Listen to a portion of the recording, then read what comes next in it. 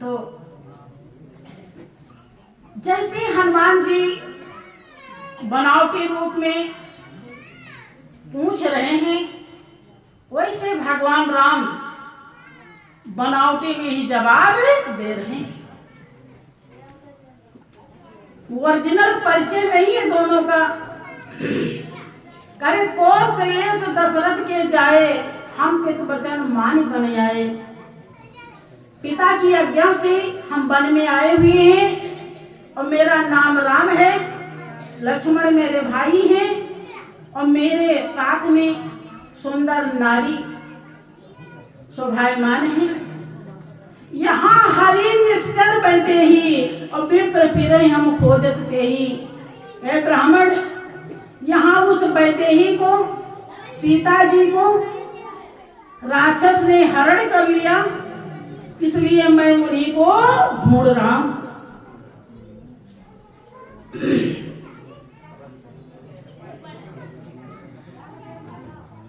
क्या आगे समझाते हैं कि आपन चरित कहा मैं गाई, कहो विप्र निज कथा बुझाई।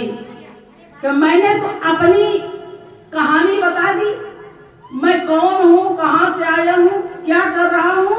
लेकिन ऐ विप्र, ऐ ब्राह्मण देव, अब आप अपना परिचय बताइए। प्रभु पहचान पर्यो गही चरना, और सो सुकुमार जाए नहीं करना। तन पुलकित मुख याव न बचना, और देखत रुचिर वेश पे रचना। उन धीरज धर आस्तुत कीनी, हर्ष हृदय निज नाथ के। मोर न्याव में पूछा साईं, तुम कस पूछो नर की नहीं।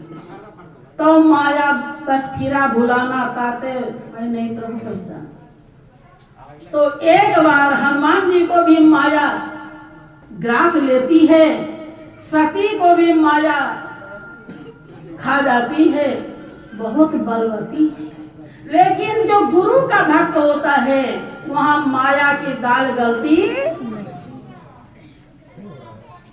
वहां पर माया कुछ भी नहीं कर पाती। गुरु आज्ञा ही ऐसा किला है जहां काल और माया प्रवेश नहीं करते। अगर आज्ञा का पालन करें तो आप निरंतर धर्म की तरफ बढ़ते रहेंगे, और जब बढ़ते रहेंगे तो ये आपके कदम को पीछे कर नहीं सकते किसी कीमत। इसीलिए आज्ञा का पालन अवश्य करना चाहिए। कुछ भी न करिए, केवल आज्ञा का पालन करिए तो बेड़ा पार हो जाएगा। जब देखो, ध्यान दीजिए, जब तक नामदेव को संत का ज्ञान नहीं मिला, ज्ञान का मतलब समझ लीजिए क्या होता है। ज्ञान का अर्थ होता है अपने को पहचानना। आप क्या हैं? ये हाड़ मांस के लोथड़ा है, पुतला है, कि कुछ और हैं? जो आप कुछ और अगर हैं तो कैसे हैं, क्या हैं, इसका अनुभव हो जाए, इसकी पहचान हो जाए, इसे कहते हैं ज्ञान। यही जिसको हो गया तो समझो उसको ज्ञान हो गया। अब जब नामदेव को हुआ तो देखिए, भजन में बताया कि भगवान कुत्ते के रूप में आते हैं, उन्हें पहचानने में देरी नहीं लगती। आप भी जब उस ज्ञान में समाने लगेंगे, ज्ञानमय होने लगेंगे, तो मालिक सब प्रकार का प्रेरणा देता है। केवल उसको सौंप के चलिए। अब क्या होगा, कैसे होगा, क्यों होगा, सब आपको अपने आप ज्ञात होता चला जाएगा। यही हाल मीरा की हुई। मीरा के लिए जिक्र आता है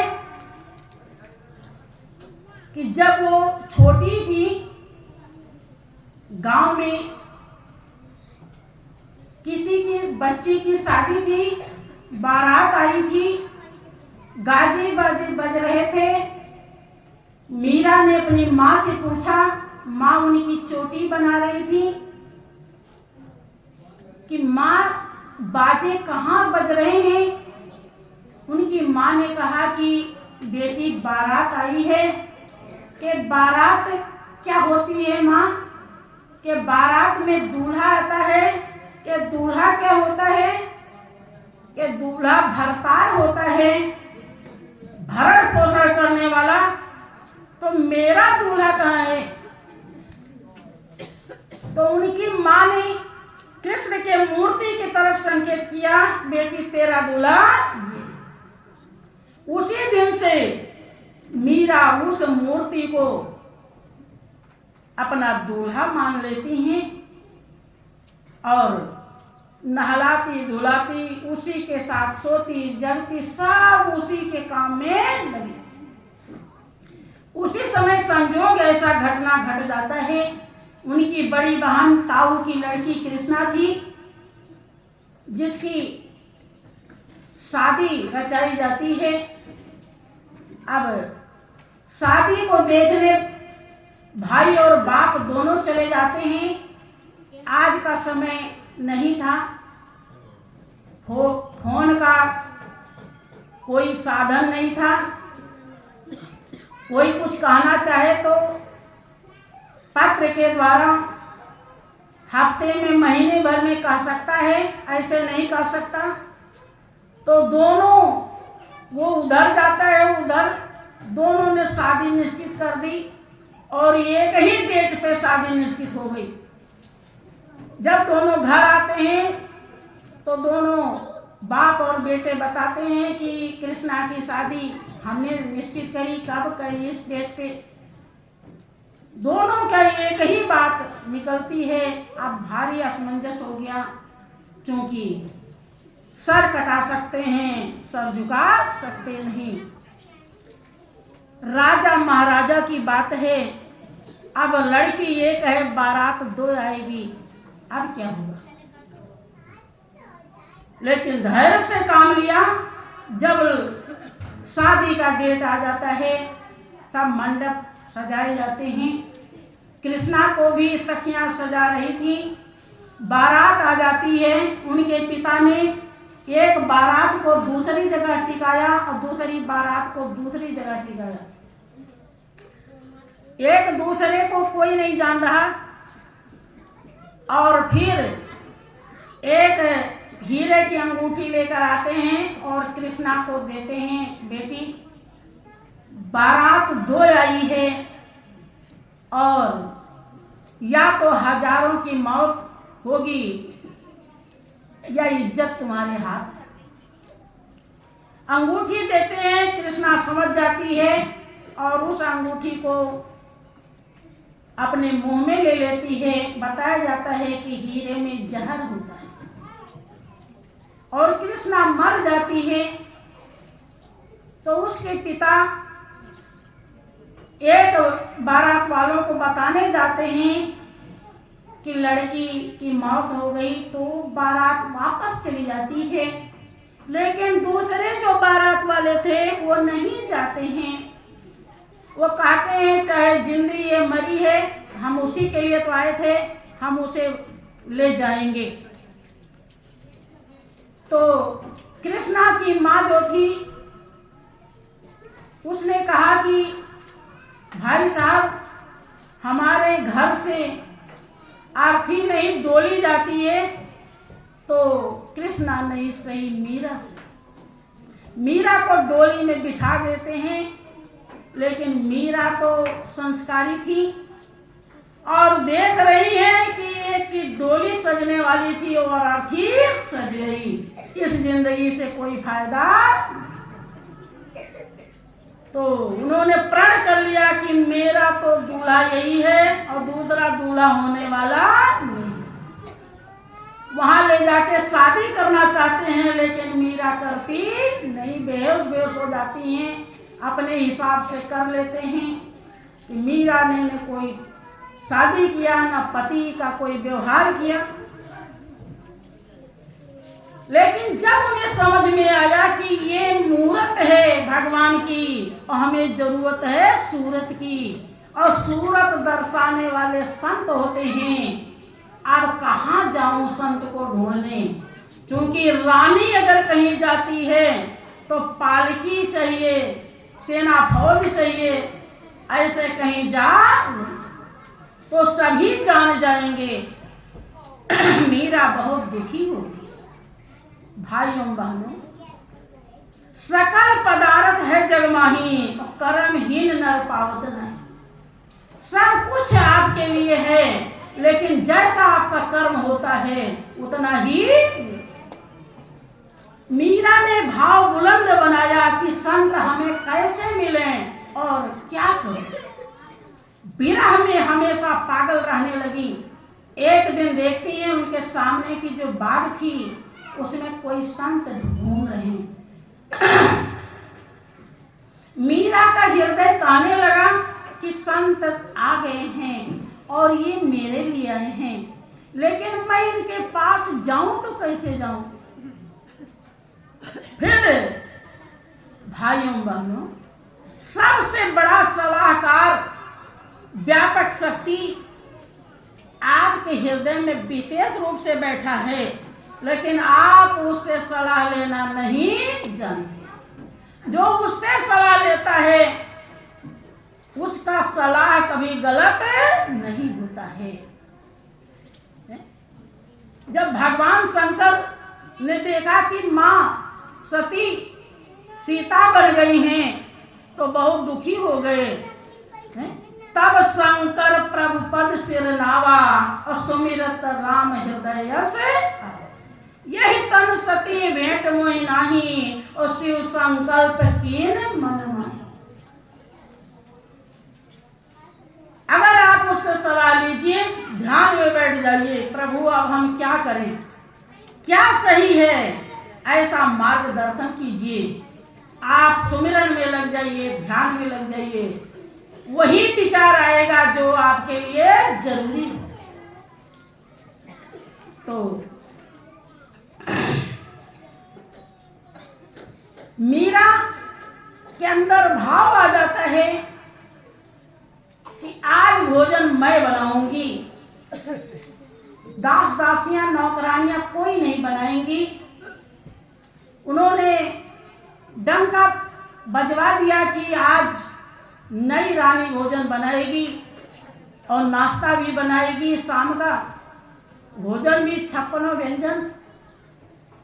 बड़े खुश हुए राज दरबारी।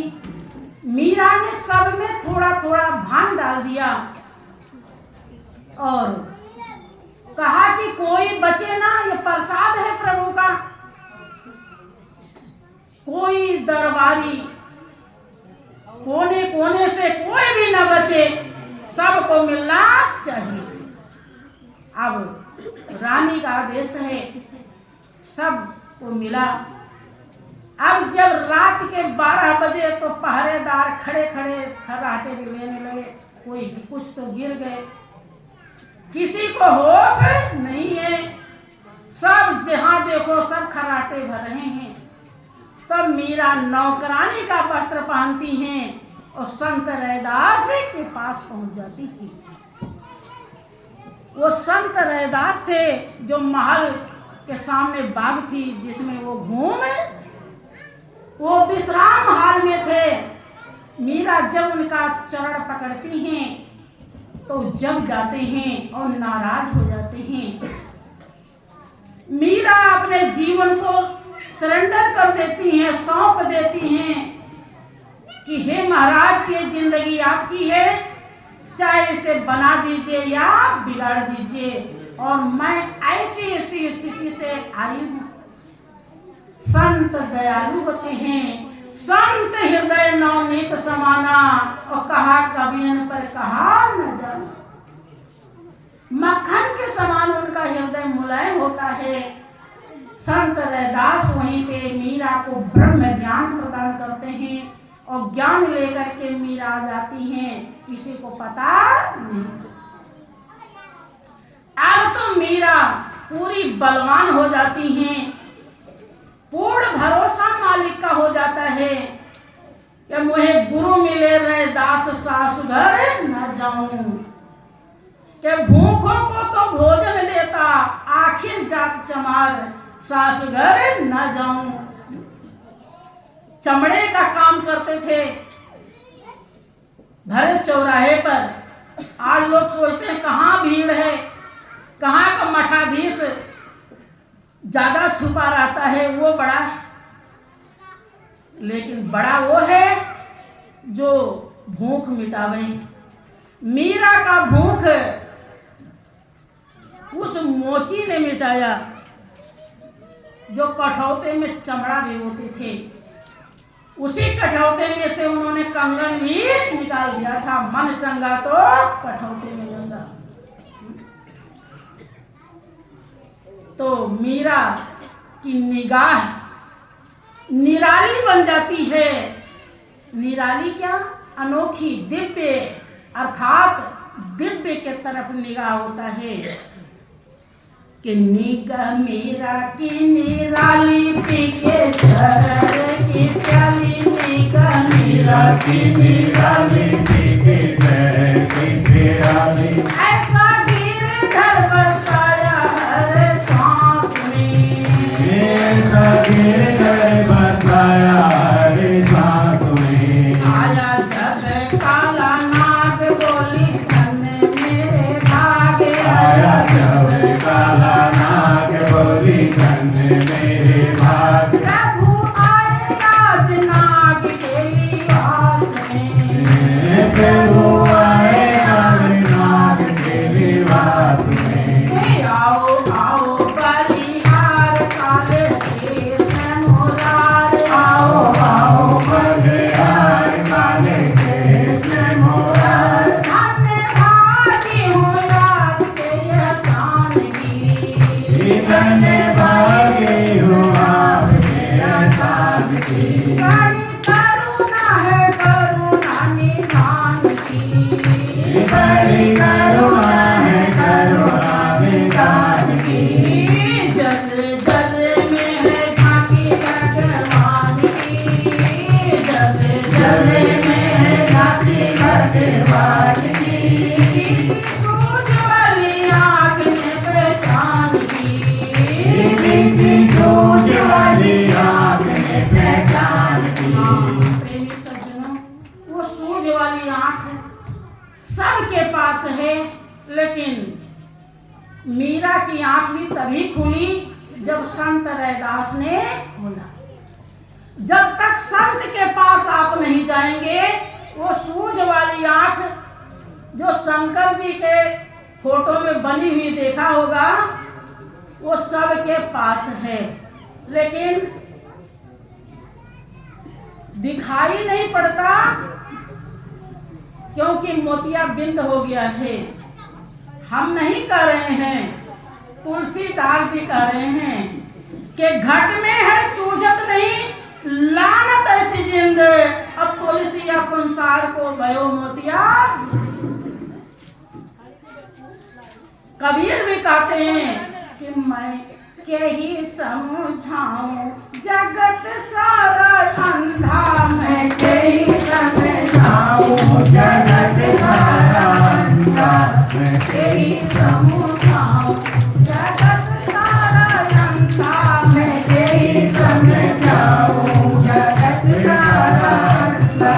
एक तो होते उन्हें समझाओगे, एक तो होते उन्हें समझाओगे। सब क्यों भूल गए, सब क्यों भूल गए, पेटवा के धंधा। मैं के ही समझाऊं जगत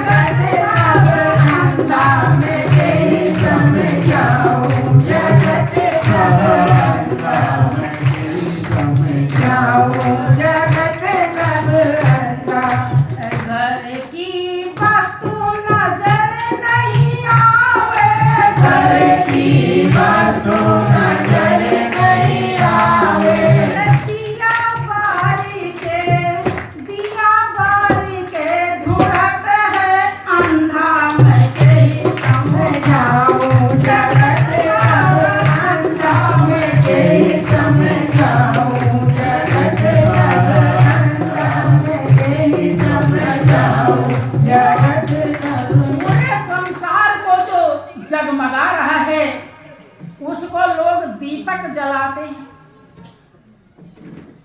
जो हवा मारती है बुझ जाता है।